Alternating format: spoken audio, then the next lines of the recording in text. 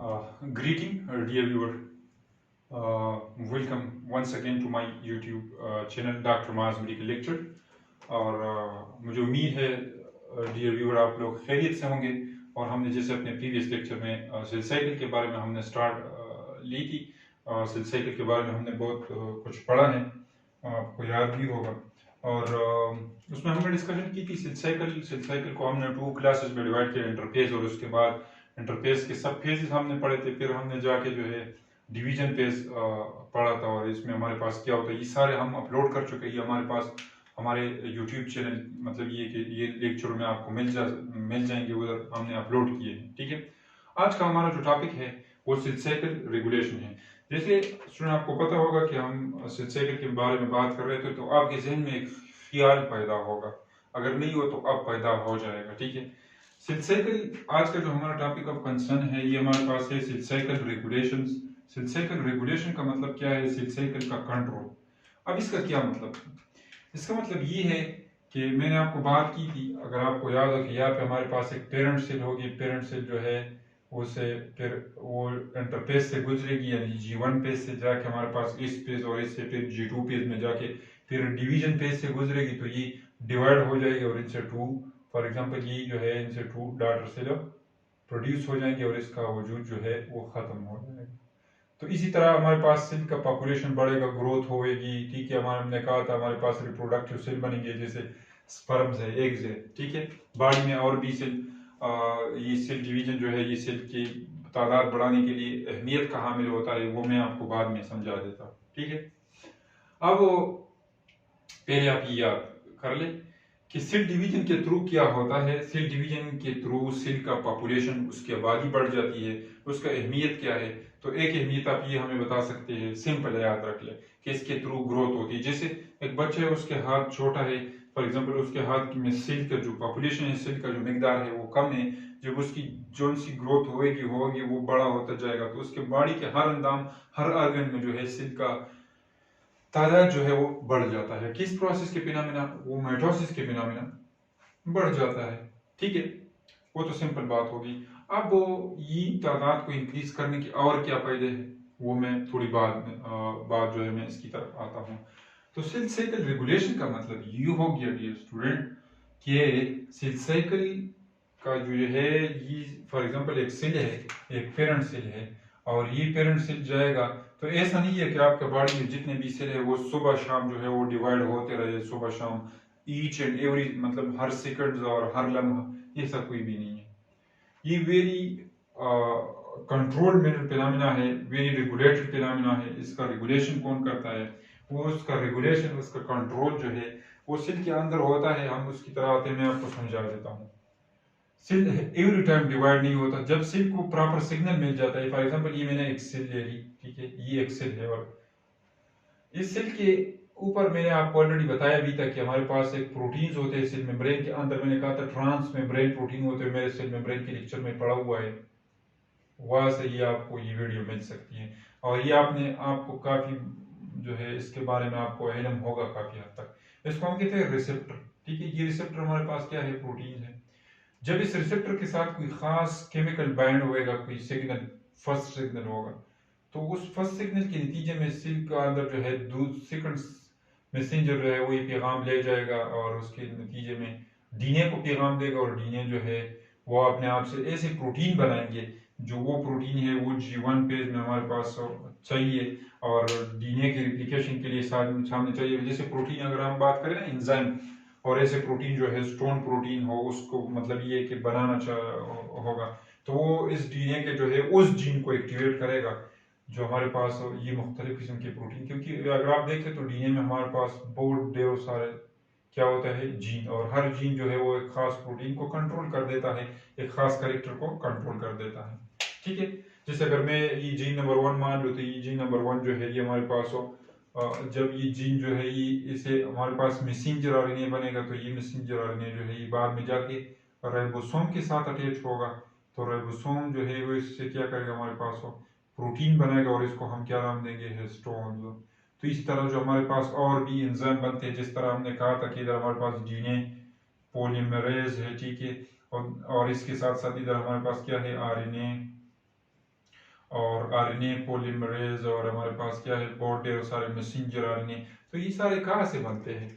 ये तो बनते भी इस जीन से है ना। तो ये हिस्टोन प्रोटीन के लिए और मुख्तलिफ हर चीज़ के लिए, ये इस तरह नहीं है। मैंने आपको बात की कि यहाँ जो डीएनए पॉलीमराइजेशन जो है, डीएनए पॉलीमरेज, और ठीक है, यानी डीएनए रिप्लिकेशन के लिए डीएनए पॉलीमरेज, डीएनए हेलिकेज और डीएनए हेलिकेज और डीएनए जाइरेज, और ठीक है, कैरेज या जाइरेज उसको भी कहा जाता है। ये सारे एंजाइम जो है, ये प्रोटीन है। ये प्रोटीन कौन बना देता है?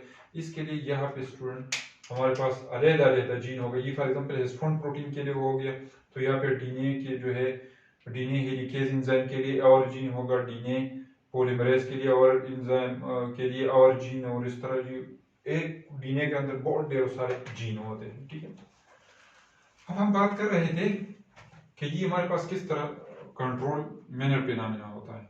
अब ये डीएनए जो है, ये हमारे पास, इनसे हम जाते हैं, ये सेल, ये फॉर एग्जांपल ये सेल है, ये सेल ऑलरेडी इस तरह प्रोटीन बनाए, वो तरीके से बनाए। तो फॉर एग्जांपल इसमें यहाँ फॉर एग्जांपल मैं जीन ले लो, इसको हम ए नाम दे दे, इसको बी दे दे, इसको सी दे दे। ये अब कोई और जीन है, ये वही जीन नहीं है। ठीक है, और ये हमारे पास ये डीएनए है जो सेल के न्यूक्लियस के अंदर क्या है, पड़ा हुआ है। ठीक है, ये डीएनए है। अब इसकी तरह हम आते हैं, देखिए स्टूडेंट, अब ये gene number A B C और फला फला, ये डी नंबर जीन जो भी हो गए, उससे हमारा कोई लेना देना नहीं, लेकिन उसके बारे में हम थोड़ी देर बाद में पढ़ते हैं। ये ऑलरेडी इस तरह करते हैं कि ये हमारे पास एक प्रोटीन बनाते हैं, और ये प्रोटीन जो है ये आपके साथ क्या कर देते हैं, ये प्रोटीन जो है ये आपके साथ हो, ये फॉर एग्जांपल इसने एक प्रोटीन बनाया है, इसको मैं इस तरह बना दूं। ठीक है, ये प्रोटीन जो है ये हमारे पास एक्सेलरेटर के तौर पे काम करता है। एक्सेलरेटर गाड़ी की जो एक्सेलरेटर होता है, और इसने दूसरे टाइप के प्रोटीन बनाए हैं, उसको अगर हम ले लें तो उसको हम नाम देंगे, और भी बनाए। फॉर एग्जांपल दूसरा जीन एक्टिवेट हो गया, ये वाला जीन एक्टिवेट हो गया, ये इसने और प्रोटीन बनाया, इसको हम कहते हैं ब्रेक्स। क्या है, जैसे गाड़ी में हमारे पास एक्सेलरेटर और ब्रेक्स होते हैं। अब देखिए इस एक्सेलरेटर और ब्रेक का क्या काम है। ये एक्सेलरेटर जो है, ये एक्सेलरेटर है, ये इस सेल को रोकेगा। क्या करेगा, इस सेल को डिवाइड होने से रोकेगा। ये ऐसा नहीं है, ये सेल को इस तरह इजाजत नहीं देता कि आप सुबह सुबह शाम और each and every second her time divide होता रहो। तो ये एक्सेलरेटर प्रोटीन जो है, ये एक्सेलरेटर प्रोटीन हो, ये इसको क्या करेगा, ये इसको डिवीजन की तरफ ले जाएगा। जब डिवीजन होगा तो ये एक्सेलरेटर प्रोटीन काम आएंगे, तो मतलब ये जीन एक्टिवेट होगा। ठीक है, जब हमारे पास सेल को डिवाइड होने से ये ब्रेक्स जो है, ये मॉलिक्यूलर ब्रेक्स, इसको हम मॉलिक्यूल कहते हैं, ये प्रोटीन है हमारे पास। ये मॉलिक्यूलर ब्रेक जो है, ब्रेक्स, ये ब्रेक जो है ये सेल को डिवीजन से रोकेगा। सेल को कहते हैं आप इस तरह नहीं है कि आप हर टाइम जो है डिवाइड होते रहो, ऐसा कुछ भी नहीं है। ठीक है, अब देखो इस एक्सेलरेटर के पीछे एक और फॉर एग्जांपल हम बात कर ले कि यहाँ पे एक जीन है, उसको हम ये थर्ड नंबर जीन हम ले ले, ये हमारे पास क्या है, सी जीन हो गया। ये सी जीन एक और प्रोटीन बना देता है, उसका मैं इस तरह मुंह बना देता हूँ थोड़ा सा। ये थोड़ा कॉम्प्लिकेटेड टॉपिक है, लेकिन हम इसको सिंपल बनाने की कोशिश करेंगे। इसने इसको ये और प्रोटीन बनाया होता है, और ये प्रोटीन ने इसको पकड़ा होता है। इस एक्सेलरेटर को इजाजत नहीं देता, इजाजत कि आप हमारे चंगल से या इसके मुंह से निकल जाए, क्योंकि जब ये इसके मुंह से निकलेगा तो क्या मसला होगा। अब ये प्रोटीन जो बना हुआ है, फॉर एग्जांपल इसको हम प्रोटीन सी का नाम देते हैं। ये हमारे पास प्रोटीन ए हो गया, ये वाला जो है ये हमारे पास बी हो गया जो ब्रेक्स है। ठीक है, और इस तरह जो है हमारे पास ये क्या है, ये ए वाला जो है ये एक्सेलरेटर है, और सी एक और प्रोटीन है, वो इस एक्सेलरेटर को कंट्रोल कर रहा है। फॉर एग्जांपल ये ड्राइवर है। ठीक है, इस ड्राइवर को इसने कब्जे में रखा हुआ है, यानी इस सेल को आगे डिवीजन की तरफ ले जाने से रोक रहा है। ठीक है, अब क्या हो जाता है, ये वेरी रेगुलेटेड फिनोमेना है। अब इसके लिए क्या है, इसके लिए हमारे पास ये सी जीन रिस्पॉन्सिबल था। जब अब एक बात आप याद रख ले कि हमारे साथ सेल डिवीजन की तरफ, सेल मैंने आपको कहा कि सेल तब डिवाइड होगा जब इसको कोई प्रॉपर सिग्नल मिलेगा। या फॉर एग्जांपल हमारे पास एक मॉलिक्यूल आ गया, और वो एक कोई खास हमारे पास एक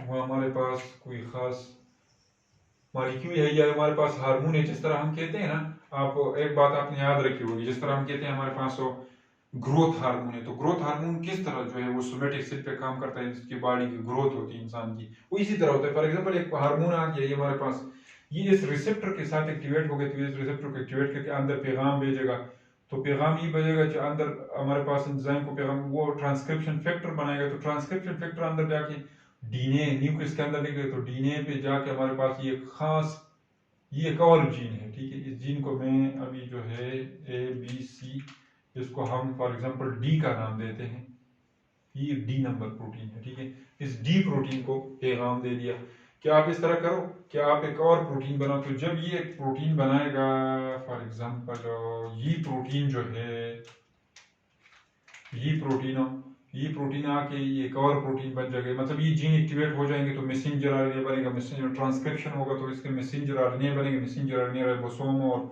फिर यू का ना, यही फिनोमेना होता है। तो फिर ये प्रोटीन जो है, ये प्रोटीन आके हमारे पास क्या करेगा, ये प्रोटीन इसको जो है इस एक्सेलरेटर को इससे आजाद कर देगा। जब ये एक्सेलरेटर आजाद होएगा तो ये एक्सेलरेटर क्या कर देता है, ये एक्सेलरेटर जो है ये हमारे पास हो जाके उस तमाम जीन को एक्टिवेट करेगा, जो तमाम जीन को एक्टिवेट करेगा जो हमारे पास सेल साइकिल के लिए या सेल डिवीजन के लिए या डीएनए रिप्लिकेशन के लिए रिस्पॉन्सिबल हो, और सेल को एकदम इजाजत दे देगा कि आप अब क्या करो, आप आगे जाके डिवाइड हो जाओ। लेकिन ये अब देखो यहाँ पे ये प्रोटीन, अभी मैं आपको बताता हूँ, ये प्रोटीन इसका कंट्रोलर है। कंट्रोलर का मतलब क्या है, इसी प्रोटीन जो है इसको हम, या फॉर एग्जांपल सिंपल अगर हम बना दे तो इसको हम ब्रिक्स कह सकते हैं, ठीक है, आप कंफ्यूज ना हो जाओ। ये है ब्रिक्स, ये ए है, ये बी है, ठीक है, बी प्रोटीन, ठीक है, ये बी प्रोटीन हो गया, इसको हम फॉर एग्जांपल सी कर ले, जो भी हो, ठीक है। ये एक्सेलरेटर प्रोटीन जो है ये सेल को, सेल मतलब ये है कि ये प्रोटीन जो है ये ऐसे प्रोटीन है कि ये प्रोटीन डायरेक्ट जाके फिर ऐसे जीन को एक्टिवेट करेगा सेल के अंदर कि वो जो है क्या करेगा, वो तमाम चीजें, वो एंजाइम, वो प्रोटीन बनाएंगे, जो तमाम एंजाइम और वो प्रोटीन, ये सारी चीजें सेल डिवीजन को प्रोसीड करेगा और सेल डिवाइड होगा। लेकिन नहीं, यहाँ पे ब्रिक्स है, ब्रिक ने इसको पकड़ के रखा है। तो अब ये इस तरह होगा, मैंने आपको कहा कि कोई चीज आ जाए बाहर से, कोई हार्मोन या कोई केमिकल फैक्टर आ गए, ठीक है, ग्रोथ फैक्टर आ गए, वो उसने इसको एक्टिवेट कर दिया, तो फिर वो जाके एक और प्रोटीन बनाते, वो प्रोटीन आकर इसके जो है ये लिंक खत्म कर देता है। जब ये इसको इससे आजाद कर देता है तो वो इससे किस तरह आजाद कर देता है, ये फिनोमेना अगर हम इधर एक्सप्लेन करें तो आपको अच्छी तरीके से समझ आएगा। फॉर एग्जांपल ये हमारे पास ये हमारे पास है ब्रिक्स, क्या है, इस ब्रिक्स ने जो है ये एक जीन, मतलब ये है कि ये प्रोटीन, ये ब्रिक जो है इसको हम मॉलिक्यूलर ब्रिक कहते हैं, ठीक है। ये सेल को डिवीजन की तरफ नहीं देता कि आप यूरी टाइम डिवाइड ना हो। ये ब्रिक का काम ये है कि इसने अपने साथ क्या किया होता है, सेल के अंदर ये एक्सेलरेटर जो है इसको पकड़ के रखा होता है कि आप आगे ना निकलो, क्योंकि अगर आप जाओगे तो आप क्या करोगे, आप नुकसान बनाओगे। अगर आप मेरे शिकंजे और मेरे पंजे से निकल जाओगे तो फिर ये हरामी जो है ये डायरेक्ट जाके क्या कर देता है, या सारे जीन एक्टिवेटेड कर देते हैं, ऐसे प्रोटीन बनाते हैं कि वो जाके सेल डिवीजन को फेवर कर देते हैं और फिर हमारे पास सेल डिवीजन हो जाता है, ठीक है। अब इस तरह हो गया कि जब बाहर से कोई सिग्नल या कोई पैगाम आ गया, सेल को डिवाइड होना है, इसको पैगाम मिल गया, ये कह रहा है कि हाँ मुझे पैगाम मिल गया, मुझे अब इस पैगाम को फॉलो करना है, तो वो पैगाम की पैरवी करते हुए क्या करेगा, ये जो है ये सिग्नल आ जाएगा इधर, एक और जीन को एक्टिवेट करेगा, जिस तरह हमने कहा है ये ए हो गया, ठीक है, ये हमारे पास ए है, ठीक है, ये बी है, तो यहाँ पे हमारे पास हम जाएंगे, ये मैंने ऑलरेडी आपको एक्सप्लेन किया, लेकिन थोड़ा सा उसमें कंफ्यूजन था, ये सी है। इसको एक्टिवेट करके जब इस सी को ये एक्टिवेट कर दे तो सी के एक्टिवेशन से क्या करेगा, एक हमारे पास क्या करेगा, एक और प्रोटीन बन जाएगा। वो प्रोटीन आके क्या करेगा, वो इसको कहेगा कि मैं बिल्कुल इस तरह हूँ, ठीक है, लेकिन मेरा कलर थोड़ा सा क्या है, बदल है, ठीक है, तो वो इसके क्या कर देगा, वो आके इसका जगह ले लेगा और इसको इजाजत देगा। लेकिन जब ये फ्री हो जाएगा तो ये बंदा बहुत खतरनाक है। ये बंदा, मैंने आपको ऑलरेडी बोला, ये बंदा फिर आके क्या करेगा, ये एक्सीलरेटर जो है ये आके सेल के डिवीजन को प्रोसीड करेगा, ठीक है, ये फिनोमेना होता है। अब ये हर टाइम सेल डिवाइड नहीं होता। जब इसको सिग्नल मिलता है, हमारा मकसद यही था इन सब चीजों को डिटेल से डिस्कस करने की बुनियाद भी यही थी कि ये प्रोटीन इस तरह होते हैं कि एक दूसरे को कंट्रोल करता है, दूसरा दूसरे को कंट्रोल करता है, इसने इसको पकड़ा होता है। तो ये हमारे पास क्या है, मैंने आपको बताया, ये हमारे पास ब्रिक्स है, ठीक है। तो ब्रिक्स ने हमेशा क्या किया, जो सेल डिवाइड ना हो रहा हो, और बॉडी का इस तरह नहीं है कि सारे सेल जरूरत के टाइम से जो है वो डिवाइड हो जाते हैं, ठीक है।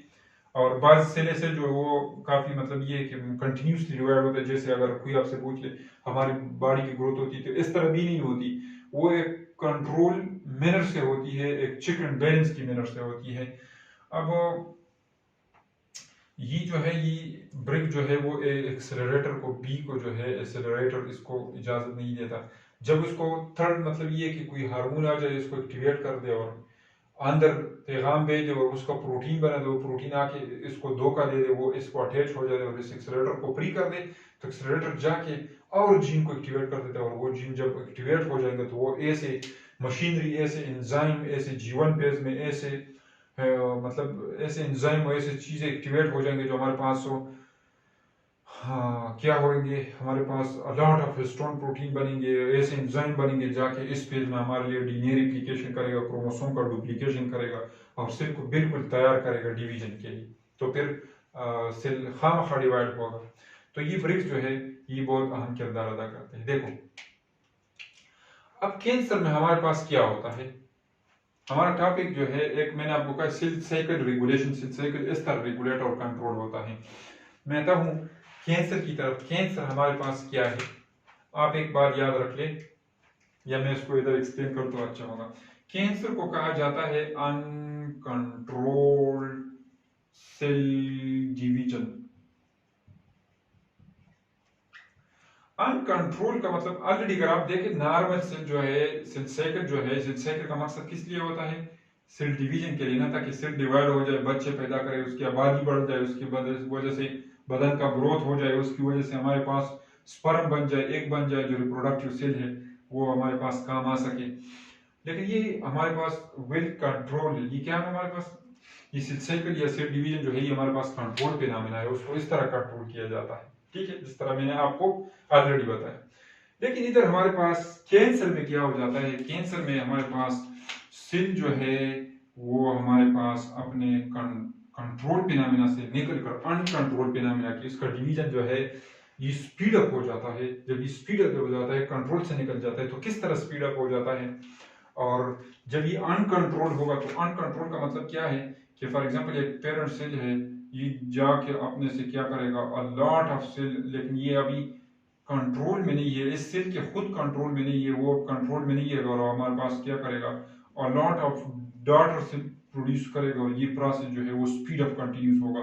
तो ये हमारे पास क्या होगा, अनकंट्रोल इबनॉर्मल इंक्रीज ऑफ सेल, क्या सेल का इंतहाई ज्यादा पॉपुलेशन बढ़ जाएगा, और ये सेल हमारे पास अब इबनॉर्मल भी होंगे, ठीक है, इबनॉर्मल होंगे।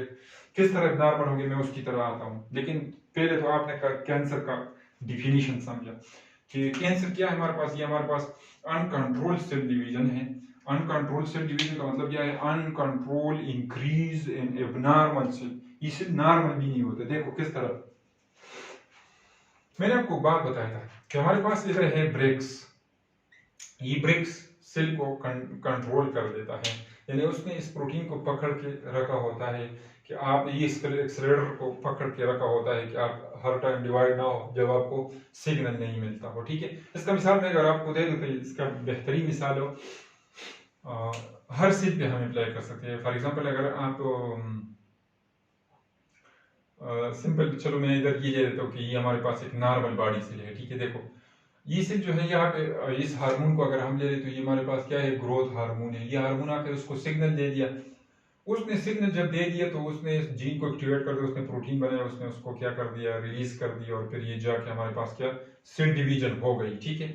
अब इस तरह जो है एक जीन जो है, मैंने आपको कहा था जीन नंबर ए जो है उसने अपने आप को एक्टिवेट कर रहा था, तो ये जीन जो अपने आप को एक्टिवेट कर रहा था ये हमारे पास ब्रिक्स बना रहा था, और ये ब्रिक्स जो है ये सेल में अहम काम कर रहा था। अब हमारे पास कैंसर क्यों होता है, तो कैंसर का बुनियादी वजूहात जो है वो मुख्तलिफ किस्म के कैंसर के रीजन को मैं अगर थोड़ा सा एक्सप्लेन कर दूं, मैं ज्यादा डिटेल में इसकी नहीं जाता, लेकिन कैंसर होने की वजूहात जो है हमारे पास क्या है, रीजन जो है हमारे पास हो, उसकी रीजन जो है हमारे पास वायरस हो सकते हैं, मुख्तलिफ किस्म वायरस, उसकी वजह से हमारे पास अल्ट्रा वायलेट रेडिएशन ऐसे खतरनाक शुआए जो हमारे पास मुख्तलिफ किस्म के केमिकल जो है, ये अब क्यों कैंसर काज करता है उसकी तरफ मैं आता हूँ। देखो आप ये बात जो है अभी तक अपने साथ याद रख ले।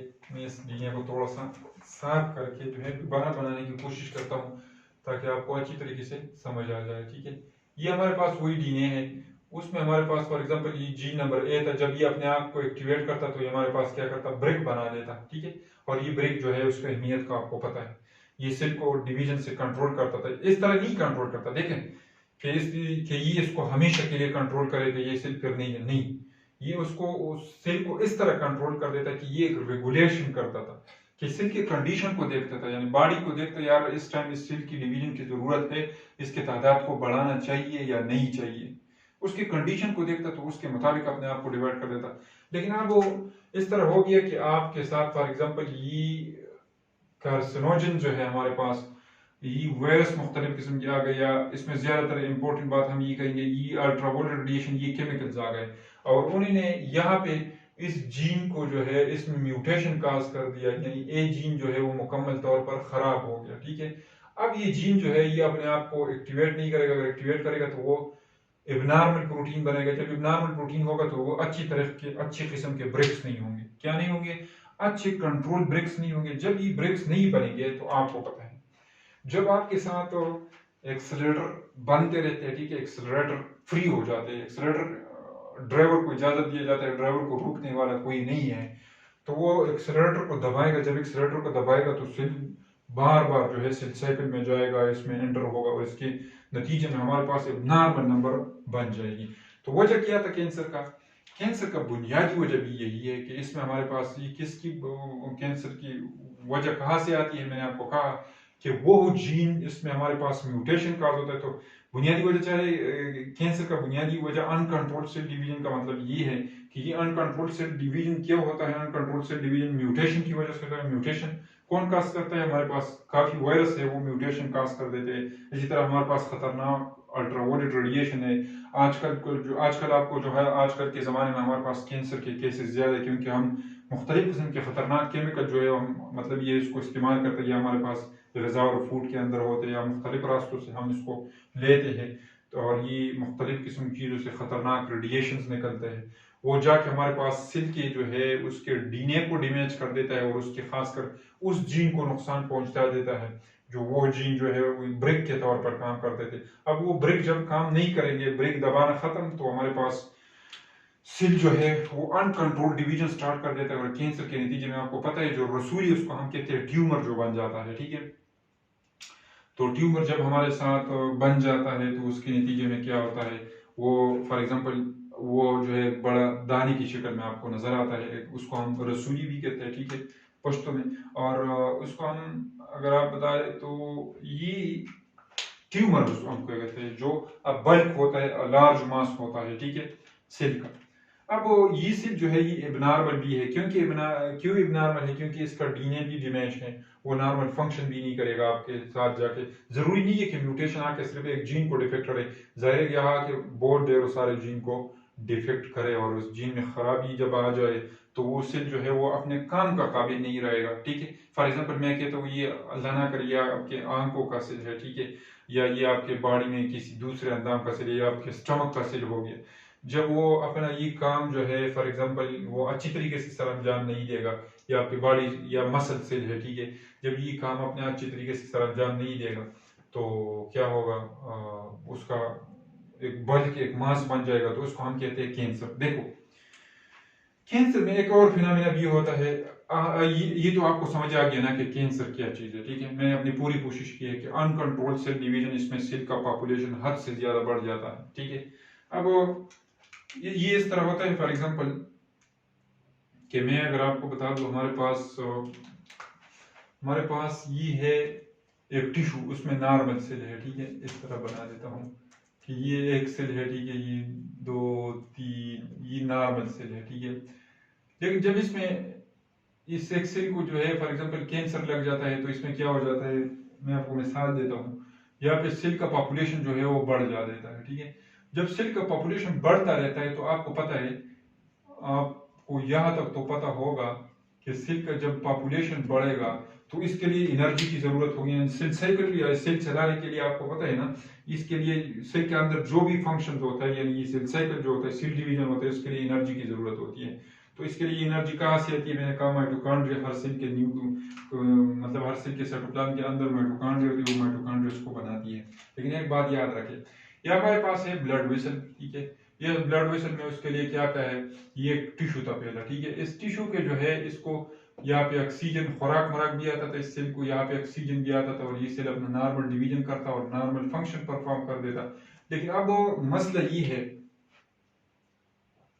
कि यहाँ पे